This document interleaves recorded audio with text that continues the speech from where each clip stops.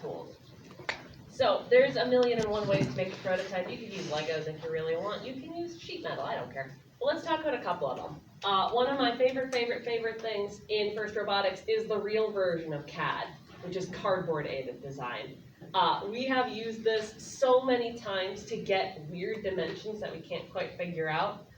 We actually did an activity when we were doing all those climber hooks earlier, where we had a group of kids figuring it out in CAD, what shape it needed to be, and a group of kids with just cardboard and plywood, just cut it, check it over and over and over again. And they came to the same idea in about the same amount of time. It depends on where your strengths are. Mine are not in CAD, and that's okay. There's other ways to get around it. So cardboard is a very valuable tool.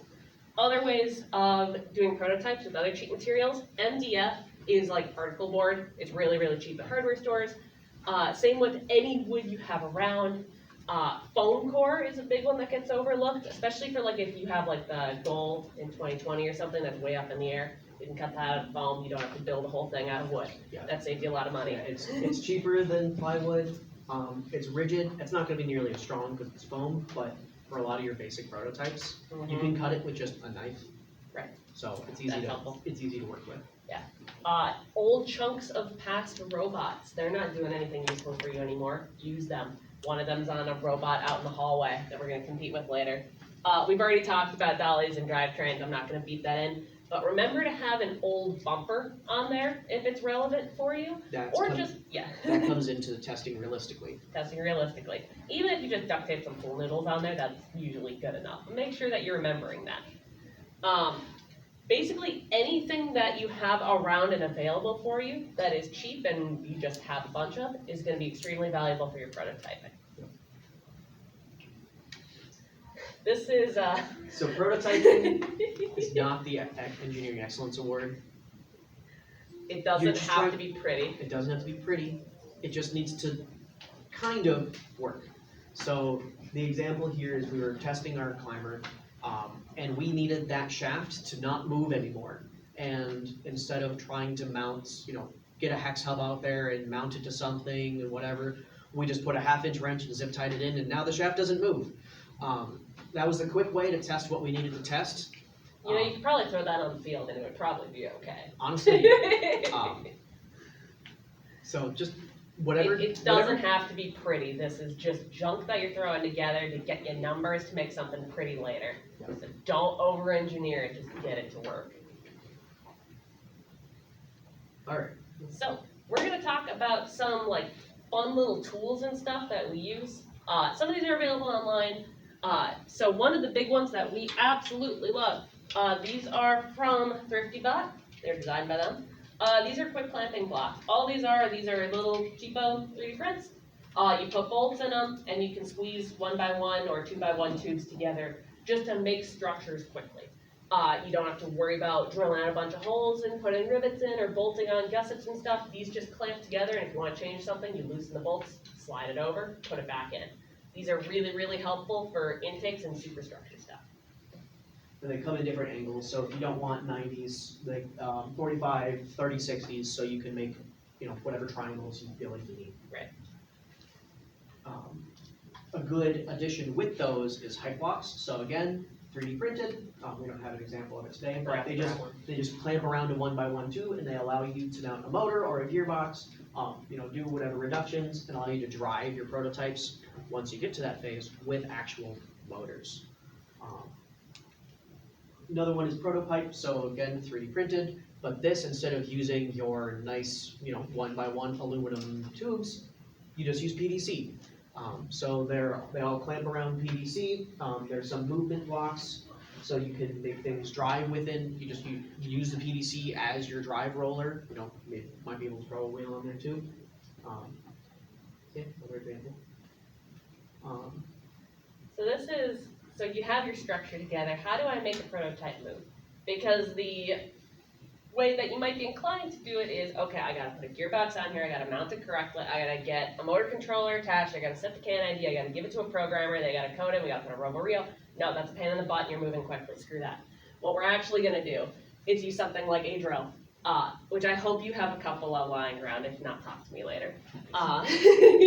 So we use these all the time because you can just put on like a 1/2 inch hex adapter basically, and spin a hex shaft or a churro or something and make intake wheels spin. It's not going to be a perfect one-to-one with how a robot spins a wheel, but it will get you started in the direction of it actually intakes a thing. We use drills like crazy for our prototypes. They are super helpful and easy to use. Yeah, for this prototype, we had 4 people using 7 drills to test this prototype. You know it's bad when we had to bust out the right angle drill because we didn't have enough. It was bad. Yeah. So this is for your beginning, like your concepts for your optimization prototypes, depending on what they are, just to get things moving quickly. To touch on the drills, so if you have a 1/2 inch hex, you probably need to get a socket for it, but there are plenty of, plenty of drivers you can get that go into a drill that work for that. If you have 3/8 hex, that will fit. If you have a 3/8 hex and you have a 1/2 inch drill chuck, which is most drills, you can just put it right into the drill and just drive it. You don't need any adapter or anything. You can also do some 3D printed stuff. There's plenty of ways to drive stuff with a drill. Just do what's fast. Maybe. Cool. So let's get a little fancier really fast. So let's say you actually want to try and use some amount of percent control, constant control speed, for example. So like the shooter we had earlier, that was a optimization prototype, but we weren't driving that with drills because we wanted to test actual motor speeds and make sure that the motors that we had would actually be enough power for what we wanted to do. Right. So there's a lot of ways to do this. One way, which the actual engineer from a tool company in the room really doesn't want to talk about, but theoretically you could just use like a drill. You could replace the motor on a drill with just leads that go into a brushed first motor, and you can use the trigger on that to give you a percentage speed into something. It's a little bit nicer than using just a straight up drill. What's actually better though is something like this, which is just a very simple old motor controller we had in a box from something. This is a PWM generator. You can buy them on Amazon for like $10. Yeah, so sometimes they're called servo controllers. Yeah. And you just plug those into the control ports. It has a little dial. We have some on this box down here. We'll show you in a minute. And it'll actually set your motor to a percentage speed. So you can actually test that way. One thing to talk about that we haven't really brought up at all. I know a lot of you in this room use brushless motors on your robot. Don't do that for your prototypes. If you can avoid it, just use old brushed motors around. They're a lot easier to control and you won't break something that you can't replace. Alright, pistons get a little trickier, but being able to prototype with these is extremely valuable. So you could just have basically a setup like how you would normally on a robot. This is literally just from the pneumatics wiring guide. The only difference is that you have to power on your compressor manually instead of in code, which is basically just an on-off switch. You just give it power and it makes air.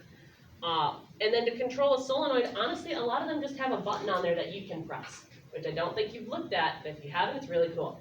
So you can manually trigger solenoids to make pistons go in and out. Being able to do this, especially if you have air stuff on your robot, is really, really valuable for being able to actually check that actuation before you mount everything perfect.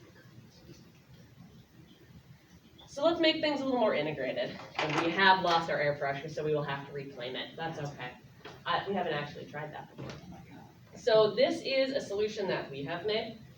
It's literally a milk crate with a bunch of FRC guts thrown inside that we just had around. This is what we call our proto box. So it actually has ports down here for controlling motors.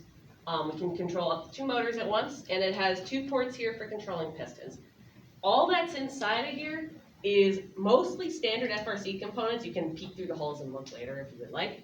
But we have like power distribution board, we have compressor. The only parts that get fun are we have compressor is literally just on battery power. It goes into the PDP or the PDH, whichever you have on board, and it just turns it on. So it requires a little bit more manual control because I don't want someone building up 300 psi of air. That would be bad. We do have an emergency valve, but still helps to check that. And these motor control drivers are just the same as that PWM driver. All they do is you set it to a percentage, it spins. But if you turn it on and it's set to something and someone has a motor plugged in, it's just gonna go. So this is a dumb way, but it tests motors in a really efficient size factor and it's easy to use. Sure. This is the fun part of the presentation. Let's do motors first. Let's do motors first, okay. Put a little tape frond on it. So, it's just a standard FRC breaker. You can tip it down, I'll check your battery quick. It should be fine. I got it. Yeah. Oh god. We didn't test out this part. So I just have these little screens here, and we have little LED indicators just from the motor controller down here so I can kind of visually tell what's going on. Plug in your motor, and I'm just gonna turn the dial. Wow, look, that's so exciting, makes motor spin. But like if you have this on a shooter or something, you can fine tune and actually like, you know, control your motor, which is helpful. And they don't line up perfectly with first stuff, but it gets you pretty close. I'm gonna grab the piston. So, air, like we said. I'm Probably sure you have all heard this noise before. Waiting for it. We won't wait for it to build completely. That's probably enough. It's probably not. We have these valves here are just extra cutoff valves, so the air is not just like flowing out like crazy if we don't have a piston plugged in. Yeah. Otherwise, air would just be going out of these. Well, if you want to hear that noise again, no, go ahead. So now we have air enabled to this piston, and all this is doing, these are 12-volt solenoids. So batteries in First Robotics are 12 volts, so if you give it battery power, you can just control a piston, and it's fun. And then we have just like a manual release. But that's all Protobox is. So building something like this really helped us last year because it gave us an easy way just to make things move in more of a first setting. Something I know that I personally have struggled with a lot in my first career is air stuff and testing that early and making sure it's actually on the strength to work. I see graffiti grinning. But this thing back here has helped us a lot with that. So key takeaways from presentation in general. So prototyping is a tool, use it as such. Set your goals, revisit them often, make sure what you're doing is trying to meet those goals. You're always going to want to push a little bit farther, but make sure that you're at least meeting your goals that your team has decided on, that everyone agrees on. You're not just taking stuff on your own and going crazy. Document everything that you can. It's good for knowing what's coming up, for keeping dimensions, making sure your CAD kids, your design kids, your programmers have the numbers they need. It's also really good for judging. Judges like to see your engineering process. Fail fast, fail often. You're trying to learn things, learn them quickly. Steal from the best, invent the rest. Talked about that enough. And practice, practice, practice. So that part of that is keep trying different prototypes. Part of that is in the off season. Pick a game piece. Play the game the right way. Pick your own rules. Make a prototype. It doesn't have to be a full prototype robot. Just make us an intake. Try something to pick up something and put it somewhere else. Yeah, we usually do this in like the fall with a lot of our new kids for a couple of weeks, and what it does is, one, it's getting them used to how do I use this tool, where are things in this room, what am I allowed to touch, what can I use, and it gets you starting to think about how do I use these for robot building. Even if you're only getting through a concept prototype, you might not even hit the optimization. Still going through that practice helps people get in their mind, okay, so I need to make sure I'm documenting, this is the things I have to be considering, and then when you get into season, and it's time to actually make prototypes, you already know what you're doing, you feel more comfortable doing it, so stuff gets done faster. Some additional resources, these slides should be sent out to everybody from 9:30, right? I'm gonna figure that out later. Is that correct? We asked about it last I don't year, know. and we're If gonna not, figure if it you out. want the slides, we'll be in where you're about to hit. Yeah, you got 2 days to come yell at us, so we'll get it to you. So here's just some resources on, Chief Delphi, always a great resource. Some of these are just different teams of talking about their prototype process. This one's really cool, 125. If you wanna learn more about prototypes and our prototyping process, this is a really good link. Some just more stuff, spectrum prototyping. If you're looking for prototypes early on in season, Team Rembrandts, they're from the Netherlands, they go hard on posting videos of their prototypes. It's just hundreds Hundreds of videos. of videos. Basically, all the videos we take, but they actually put them online. We Yeah. put them into a Google Drive folder. Everybot RA3D. So these are some good resources. If you want the slides, the links will be here. Is there anything Do we actually have a question slide? I don't think we do. I don't think we have a Okay. question side. Any questions? We can just sit here in awkward silence. That's also fine. Yeah.